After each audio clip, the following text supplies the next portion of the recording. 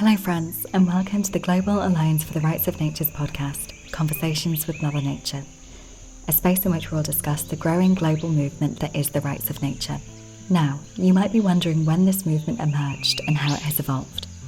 To talk about that, Natalia Greene, member of the Executive Committee of the Global Alliance for the Rights of Nature, and Marie Toussaint, a French member of the European Parliament, will be taking centre stage and telling us all about the conception of this movement, its first steps, its present, and its future.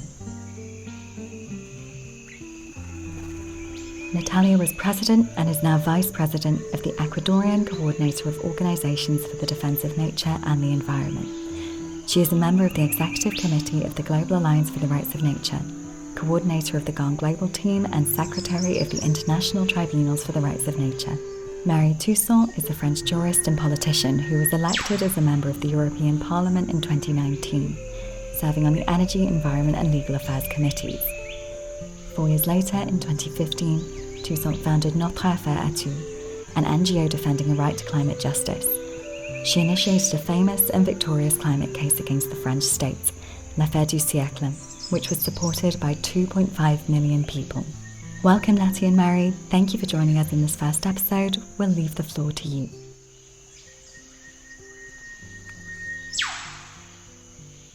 It's a pleasure to be here and share this space with Marie, an amazing colleague with whom we're promoting the idea of the rights of nature. We need to understand that cosmology that indigenous people think of nature as a mother, it needs to come to the whole humanity of understanding that nature is not something that is far, that is an object, that is a resource that we use, but that we are part of nature, that nature is part of us, and that we need to protect her and reestablish a more balanced relationship with nature. So that is exactly what we have been doing with the Global Alliance for the Rights of Nature, an organization that started back in 2010. Actually, it's not an organization, it's a world alliance that now has more than 4,000 members. People from all over the world now has created a series of hubs from all over the world, hubs that are regional and thematic. Regional with the European hub, with the Latin American hub, the African hub, and hopefully soon a North American and Asian hub. And we also have thematic hubs with Indigenous Council, the Youth Hub, the Academic Hub, and the Legal Hub. And that is what we have been working and promoting with the Global Alliance for the Rights of Nature, is really taking the idea of the rights of nature to the whole world and educating people about how is it important to recognize not only that nature is a subject of rights, but turn that into law, and also change this paradigm of understanding that we are part of nature. So that's what we have been doing through all this time. And I will love to have this conversation with Marie and understand what's her role in the European Parliament and how has it been to work with the rights of nature, what have been the challenges to work with the rights of nature in such an important space. So thank you so much, Marie, for having this conversation with me today. Thank you, Natty. I'm really happy actually to be with you because you're working so much on the rights of nature for so long. We owe you a lot throughout the world. So I'm really happy to be here for this podcast as well. Rights of nature in Europe, it's quite difficult, right? Because we've been the continent of the ideas of the Enlightenment that humans would only be free if they got detached from nature. That freedom for human beings only rely on the superiority and manipulation and also nurturization of nature. So it's really hard here on our continent to break up with this philosophy and to push for new laws. But this is not only about law, it's not only about lawyers, this is not only about legal basis, right? It is also a politics that would change towards a better harmony with nature, the respect, for instance, of the climate, of water, of the soils, of the rivers and the oceans. All of this also needs to change. And also a philosophic change, that we need to come back from this Enlightenment idea and get into a new phase of our civilization, which would be this harmony with nature. So the change that we have to bring in the EU, at least, is a real revolution. So to change this, we are working in many different directions. There is a lot of new ideas that are being developed by philosophers or writers. So we have Philippe Descola, for instance, who is working on nature and culture, We have Baptiste Morisot or others who are working on harmony and diplomacy with nature. So there is this work that is very important to lead the cultural fight. We also have initiatives that come from the ground to defend local ecosystems. We have some in Corsica in France, one island of France, to protect the Tavignane, which is a very important river for the Corsican people, or the Tete on the southern of France. But we also have one major local fight that is currently becoming law. It's a citizen initiative brought up in Spain to recognize the rights of the very polluted Laguna Mar Menor. And this is currently being discussed by the Parliament of Spain, so we're going to win. And then the last thing, of course, is this legal fight that I am leading and trying to gather other members of the European Parliament to lead with me inside of the European Parliament. So then what we have been able to reach until now is to recognize and to have the Parliament call for the recognition of the intrinsic value of nature, which is really important. We've also managed the Parliament to call for the recognition of the legal status of ancient and primary forests within the European Union. We've managed the Parliament to request for a study, and we have now a second one in course. So the idea is really to bring and sensibilize all the members of the Parliament on the rights of nature.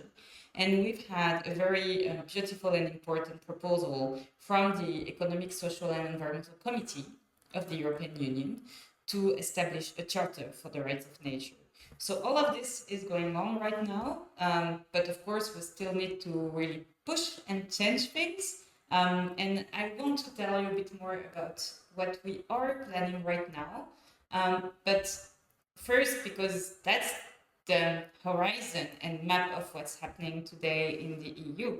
But I wanted to maybe go back to Nati because, well, GARN has had a lot of impacts since its creation. So maybe you can also tell us how it's going on in the world, and then we'll get back to what we're going to do now. Thank you, Marie. I think that having this conversation of like the local and the global is very important. We know that our planet is sick. We know that our planet needs to be changed, and we need a new paradigm of how we relate to nature. And all of these initiatives that are happening around the world, I see them as this sort of acupuncture, where we're healing the world with this transformation and this understanding that nature is a subject of rights. And yes, indeed, as GARN, we have been able to reach a very global topic and normalize the idea that nature is a subject of rights. So people wouldn't even question should nature have rights or not. Of course, nature has rights. It's still that some governments and some countries have not yet recognized it in law, but nature is a subject of rights.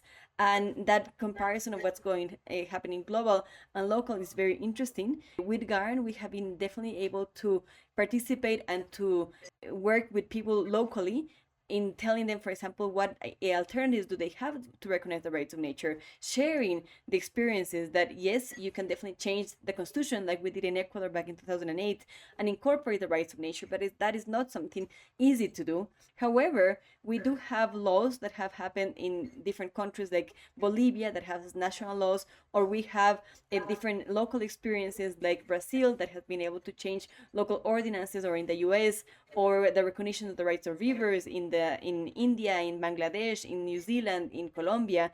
And all these amazing initiatives give us a really broad map of what can be done. And what we can do as GARN concretely is to let people know that these experiences are happening around the world and that you have many alternatives of what to do if you want to bring about the rights of nature to your city, to your country, because there are many of these amazing things happening. I think that some very concrete examples of what we have been able to achieve is that the movement has grown so fast. It was very insipid back in maybe 1976 when Christopher Stone wrote this article, Should Trees Have Standings? And now it's a world movement where more than 37 countries have somehow recognized that nature is a subject of rights. And I definitely feel that that's because we have been sharing the word, and we've been going to courts actually in Ecuador. Since we have the rights of nature, we've been able to go to courts in the name of a river or in the name of the frog and try to stop big scale open pit mines, for example, that are threatening these lives. And this is quite powerful. But Marie, what do you see exactly in Europe? What can we do? And I understand that you were sharing that Europe, of course, followed up the time of the Enlightenment, and you guys came up with the idea of the rights of human beings. And once I had some people saying, like, why do you give rights of nature if in Ecuador you have not been able to guarantee them? And we were saying, well, we were able to establish the human right, and we're still not able to guarantee all of those rights. But it was important to do that and to move forward with the human rights declaration as well. So, what do you feel can be done? What is happening in Europe, and what can we do with this situation? For me, the recognition of the rights of nature is based on three different pillars. The first one is to recognize and acknowledge the rights of nature that nature already has, as Nati said. The rights to flourish and not being polluted, and all of those rights nature has. The second one is to establish a way to defend nature in front of the courts. So you have this in Ecuador, even for individuals, so this is good. But in the EU and also in France, we still have a lot of work to do in that direction. And then the third pillar is also defending nature in court is after it has been damaged, or when someone wants to damage it, and then you can attack the decision in order to defend nature. But then the last question for me is really about democracy. It's about how can we include the voice of nature in our political discussion, in our political decisions, in all the decisions that we take. And there we still need to work a bit, I think, throughout the world, but what's happening in the world that GARN has worked also on is really, really important. For instance, the way it is dealt with in New Zealand with the guardians, the Maoris being the guardians of the river, is really inspiring. And the most inspiring for me is maybe the way Colombia approached the defense of the Amazonian forest, granting its rights, but also establishing a pact for intergenerational pact for the life in Amazonia, where it really says the voice of nature can be brought by the state, but also by scientists, by the youth representing young generations, and by local communities, because everyone has an experience and an expertise of nature. So all of this for me is really inspiring, and we also have initiatives like this in France. For instance, we have a Parliament of the Loire, which is the biggest still savage river in France. And we've had some artists and some urbanists and architects trying to get the voice of Loire out so that it can help also doing work on the river territory. And we have other experiences like this, for instance, in the Netherlands with the Wadden Sea or the North Sea, where people are trying to develop new ways of listening to the voice of nature. And of course, when it gets back to public policies in local authorities, in nations, or at the European levels, it's a bit more difficult to find ways to do that. But at least the two first one, recognition of the rights of nature, defending nature in court, and still on the democratic side, reinforcing democracy, which could also be useful for all human beings at a time when democracy is attacked everywhere. All of this we can still work on and try to push forward. But for this, of course, we need to have feedbacks of other countries where it was really recognized and established, because that's the only way that we can prove to the EU very anthropocentric people that we can do things differently looking at nature. So I don't know, Nati, if you can tell us a bit what brought the recognition of rights of nature in the Ecuador's constitution. Before I go to that, I'm just curious for something really short. What about people? Do people in Europe still question the idea of rights of nature? Do you feel, are they excited about what's happening with Mar Menor, with Loire, with Corsica? Do you feel that people are excited? Do they want to go there? Or are they still, do you feel a pushback? Do you feel some rejection? I just want to ask that from you before I can tell you a bit more about Ecuador. Okay, well, things are changing really fast. I'm pleading for an environmental treaty for the EU, which would, among other, recognize the rights of nature and also sanction ecocide. And 3 years ago, when I came up with the idea, it was a bit like the only idea on the table. But right now, we have more and more people really pushing for the recognition of nature, developing all these initiatives. Now we have success of publications of books on wildlife and nature, and people opening their ears to all of these new ideas. And for instance, two of the commissioners of the European Commission are now like digging into what the rights of nature are, and if we had to include them in the EU legal system, how would we do? So that's really changing. And also, I consulted European people, 300 of them answered to the consultation. 71% are requesting the recognition of the rights of nature. And I want to underline as well that most of them don't really trust representatives to deal with the rights of nature, and they trust way more scientists and NGOs to do so. So it's also important to reestablish trust to the public action to recognize the rights of nature and ensure that nature is really being protected by national and public authorities in general.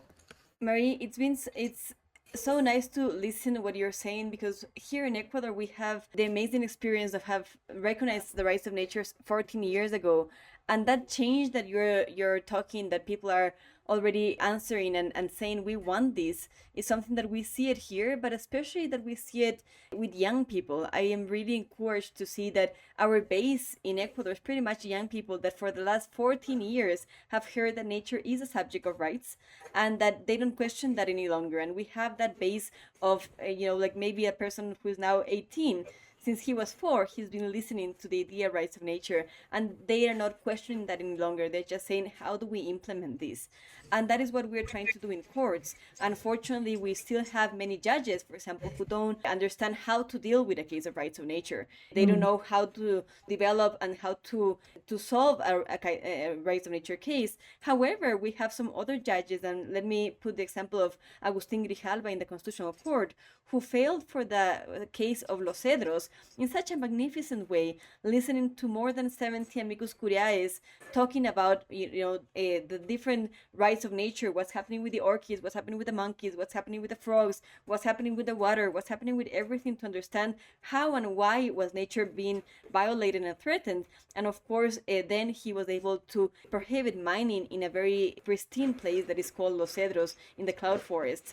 So that is a very concrete example of how we have been able to use what we set up in the Constitution back in 2008. That wasn't easy, of course, but it was this idea of making this Constitution a more democratic instrument. The Constitution that had been only like a white-centered, anthropocentric instrument, it was becoming more democratic in the inception and in the conception and inclusion of this cosmovision of indigenous people, and understanding that nature is a subject of rights and that we need to reestablish our relationships. And that is definitely some amazing work. In Ecuador, we already have more than 56 cases of rights of nature, most of them successful for nature. And as much as we haven't been able to stop these big ecocides that we were talking before, this like oil spilling in the Amazon and open pit mines, we are going very far, and especially changing people's mentality. That is what we need, because I feel that we do have a very urgent change.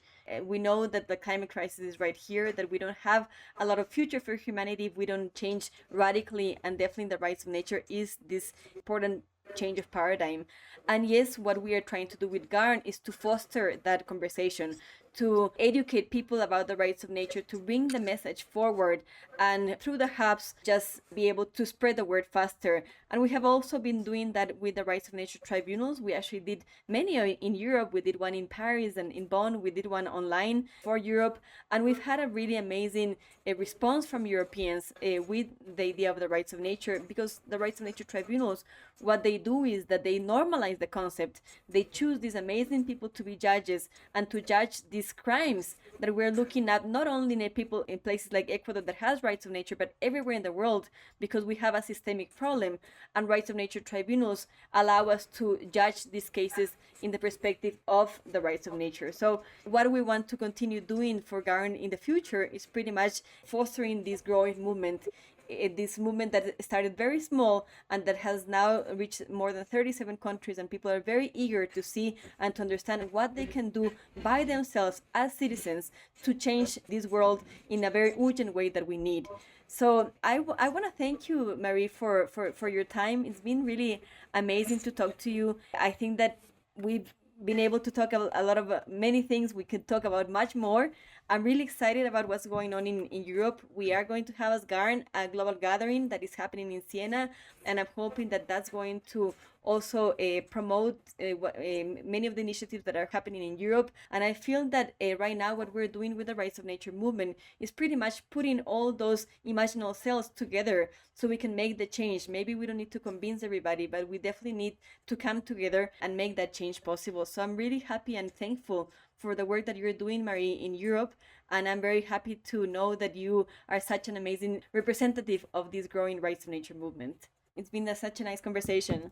Thanks to you, Nat. I think that we really have to work all together to be able to establish real strong legislation. And we have a lot of work to do with the recognition of ecocide throughout the world, also regarding the High Seas Treaty and the biodiversity treaty that they don't somehow want to, the international community don't want to sign, but we can help them by promoting the rights of nature also. So we have a lot of work in our countries, but also all together at global level. So I just, wish that we can keep on working together and get some real big wins, because the planet really needs it. Thank you very much, Marie and Natty, for joining us in this first episode of the podcast, Conversations with Mother Nature. This discussion is just the beginning of our exploration of the movement. Stay tuned for our next episodes.